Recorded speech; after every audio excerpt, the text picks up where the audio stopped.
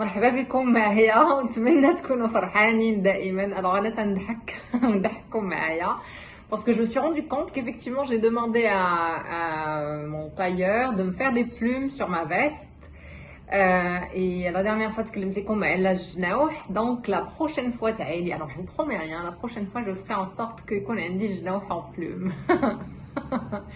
Pourquoi pas, ça serait drôle et amusant. Alors, الموضوع ديال اليوم هو la prise de parole en public. Et là, j'ai mon fils qui est en train de me regarder et se dire, maman, elle a perdu la tête. Et oui, maman, elle a perdu la tête. Pourquoi pas? Ça fait du bien de perdre la tête de temps en temps.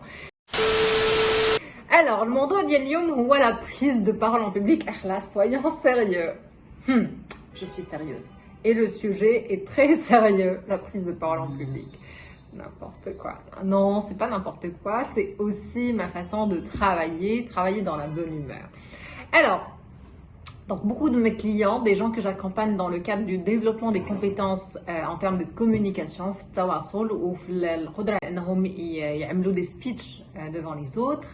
Il y a deux moyens de réussir la présentation ou de réussir leur prise de parole en public. الأولى هي إنه يحضرها, donc la préparation, ou الثانية هي إنه gérer les émotions ديالو. Alors moi, ce que je propose à mes clients, je leur dis oui, effectivement, si vous préparez votre présentation, si vous maîtrisez votre sujet, c'est très utile. Ça vous permettra de réussir une partie de votre présentation. Si vous maîtrisez vos émotions, si vous savez les gérer, si vous savez aussi les exprimer de façon à être bienveillant envers vous et à aussi partager cela avec votre auditoire, c'est quelque chose qui va vous rassurer et qui va vous permettre de réussir votre speech.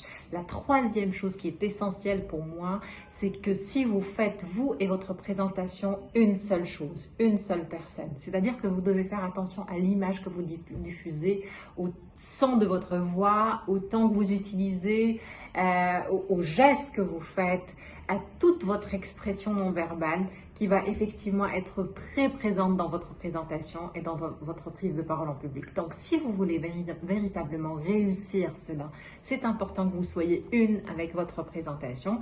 Et comment cela? Donc, faites attention à qui vous êtes, à quelle image vous donnez à l'autre, à quelle information vous souhaitez lui transmettre, puisque 93% de notre message est un message non verbal. Et puis aussi, apprenez à stimuler votre auditoire.